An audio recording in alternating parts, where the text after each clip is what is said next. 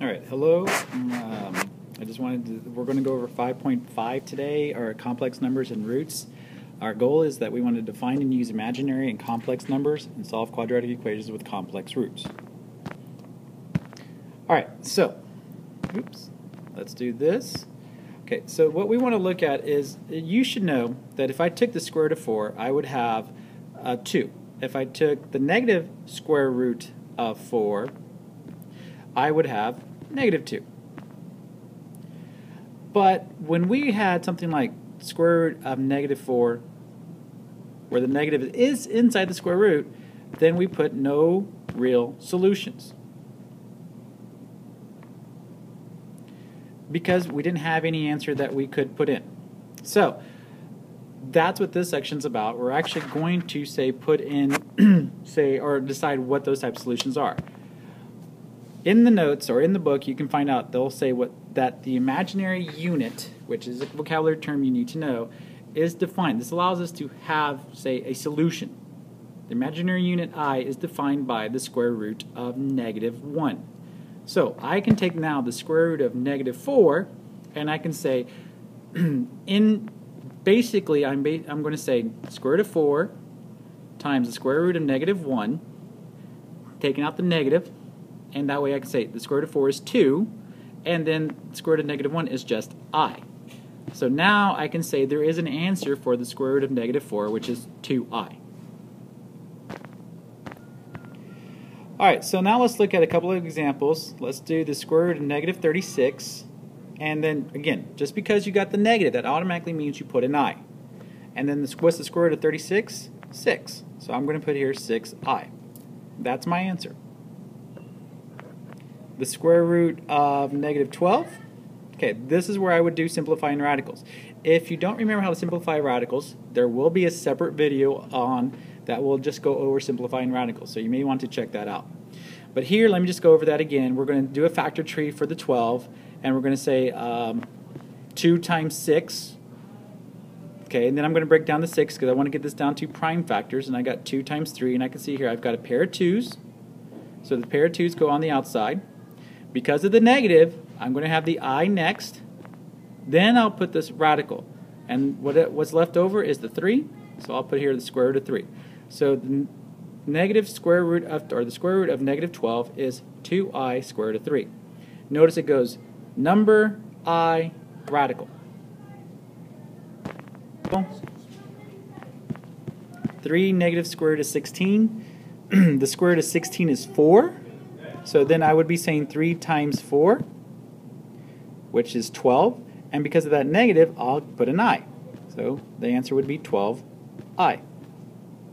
Okay, then again, those are again some examples for practicing getting the square roots or simplifying the square roots of with complex numbers or imaginary numbers. All of these that have I's are called imaginary numbers. 6I, 2I square root of 3, 12I, that's an imaginary number. Okay, so let's go about solving a quadratic with imaginary numbers or with complex roots. The goal here is we're going to keep it simple, and we're just going to be taking square roots. So these will be very simple ones. For example, x squared is equal to square root of 81. So the way we normally would solve this is, since we're just down to a square, we can take the square root of both sides. When I take the square root of x, I get, or x squared, I'm sorry, it gives you just an x. But if I take the square root of negative 81, remember, now we have an answer. First off, this is an equation, so we got to put plus and minus. And we're going to say the square root of 81 is 9. Because of that negative, I'm going to put an I. And then again, don't forget plus and minus. That's it. Okay. If I want to do 3x squared plus 75 is equal to 0, go through the normal steps that you normally go through, which would be, let's subtract 75. That would give me 3x squared is equal to negative 75. Then divide by 3. I've got x squared is equal to negative 25. And now I can take the square root and say x is equal to the square root of 25 is 5. Plus and minus. Don't forget that plus and minus. And because of the negative, I'll put an I. So the square root of negative 25 is 5i. So the answer to this equation is plus and minus 5i.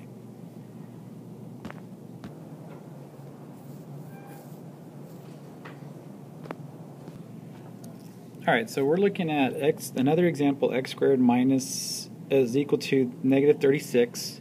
What do you do there? Well, everything's pretty much taken care of, so all you need to do is take the square root of negative 36, and when you do that, you will get x is equal to plus and minus.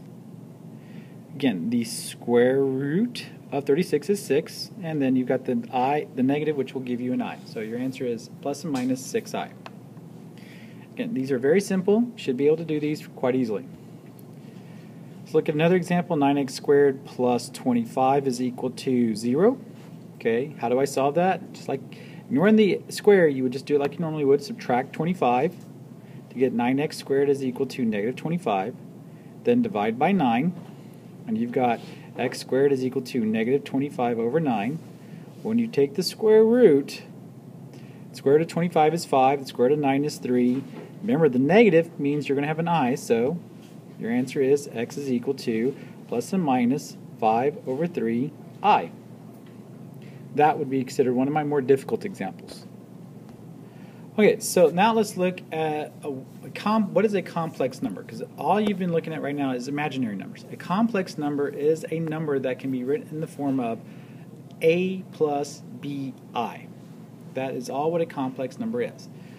What that means, that doesn't really mean much of anything. Basically, it gives you all real numbers. We'll say that, or every number can be written as a complex number, so that you can have a real part and an imaginary part. Even if you take like a normal number like 5, you could write that as 5 plus 0i. Here I have an example, 2 plus 5i. That's just a normal example. If I wanted to write a regular imaginary number, a pure imaginary number, let's say 3i, as a complex number, it would be 0 plus 3i. So there's always a way that we can write all numbers as complex numbers, real or imaginary. Now, every complex number has a conjugate, a complex conjugate. A complex conjugate is basically the opposite. So all you got to do is make a quick sign change. Now, please take notice, there's only one part that you will do a sign change on. So when I ask for a complex conjugate, I want you to give me the opposite.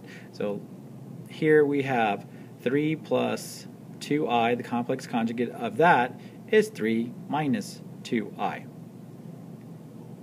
So again, notice all that happens there is that I'm only changing the sign of the imaginary part.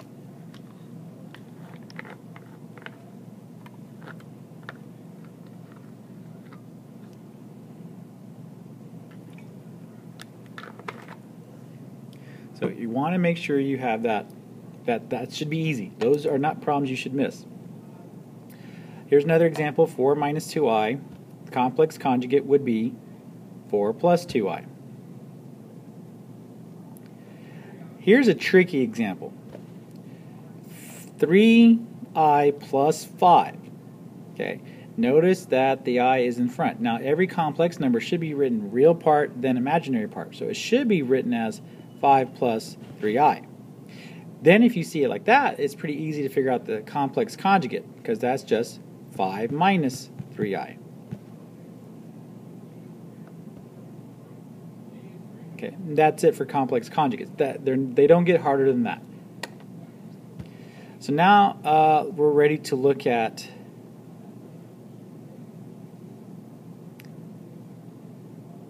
equating equating two complex numbers. Okay, so all this is like a sneaky way of sneaking in like solving equations. Here's an example. Find the value of x and y that make the equation true. Okay, and what's going to happen here is I'm going to write here 3x minus 5 is equal to 6 minus 10y. Notice how I'm putting that in parentheses, I. And the 5 should have an I also. Okay, so notice you have on both sides a complex number. Real part, imaginary part, real part, imaginary part. Real part 3x, imaginary part negative 5i. Real part 6, imaginary part negative 10yi. So what we're going to do is we're going to combine the real parts, 3x and 6, and we're going to put them as one equation. And we're going to combine the imaginary parts and put them together as one equation. So I'm going to have 3x is equal to 6, because notice there's an equal sign in between them, and I'm going to have negative 5i, and divide by 3, and that gives me x is equal to 2, and I'm going to have negative 5i equals negative 10yi. Since both have i's, I'll just drop the i's and say negative 5 is equal to negative 10y. Divide by negative 10, and I get positive 1/2. So my two answers are y was equal to 1/2 and x equals 2. So here's another example of that. Let's do here 2x minus 6i equals negative 8 plus 2yi. So because of that, again, I'm going to put my real parts together. The real parts are 2x and negative 8. Okay, if I divide by 2, that would give me x is equal to negative 4. Okay. Then I'm going to put the imaginary parts together and say negative 6 is equal to 2y. Divide by 2 again, and I get y is equal to negative 3. And that's my answer. Okay, so that's equaling is not a big deal, but I just want to make sure I went over that. That is one of the examples in the book. Now we get to what we really need to be able to do. Find complex roots or solutions using quadratics, or for quadratic functions. These will be sometimes called the zeros. We're going to do this with completing the square. So for those of y'all that didn't do well with completing the square on 5-4, you're doing it again some more here. Shouldn't be that difficult. You just got to practice. Keep in mind the pattern. Write it down. Figure it out. Practice it. That's how you learn. Okay, so let's see an example here. Here I have x squared minus 2x equals negative 5. Notice how I have the spacing. Okay. What we do when we want to complete the square, we're going to put those parentheses, we're going to put a square, and we're going to put an x in the parentheses. Then I'm going to say, what is negative 2 divided by 2? Negative 2 divided by 2 is negative 1. Okay. I'm going to square that number. When I square that, that will put a plus 1 here on top, next to the 2x. That completes the square. That allows the x squared minus 2x plus 1 to be factored into x minus 1 squared. So that's why I do this.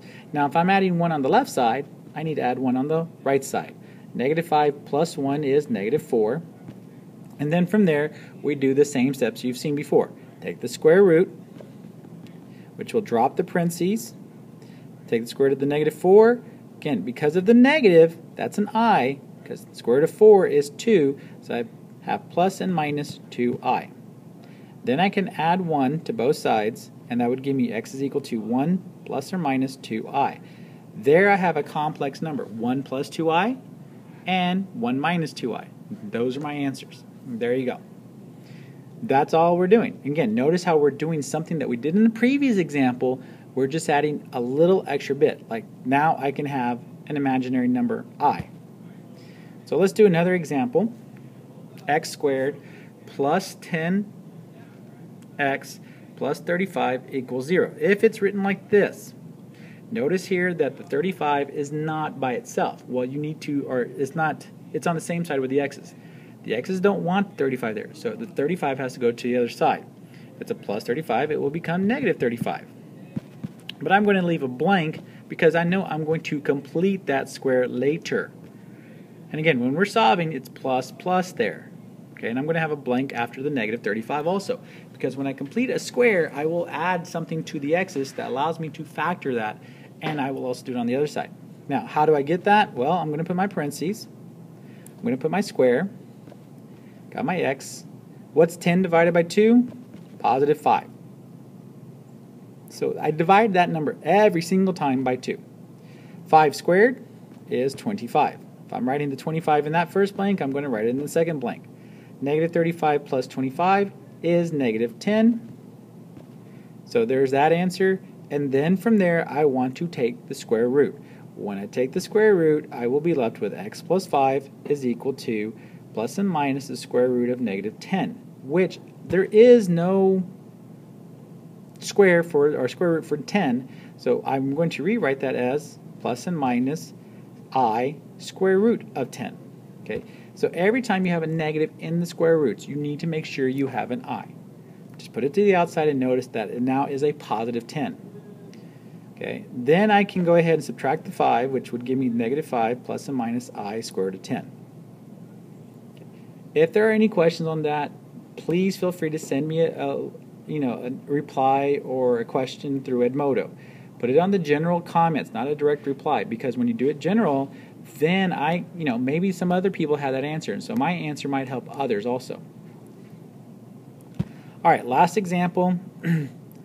Let's find the zeros. So this is the same question, same thing, just a different look. Find the zeros of the function. Okay. So here I give you f of x is equal to x squared plus 4x plus 13. Okay, let's get rid of the f of x and set it equal to 0, because that's what it means to find the zeros.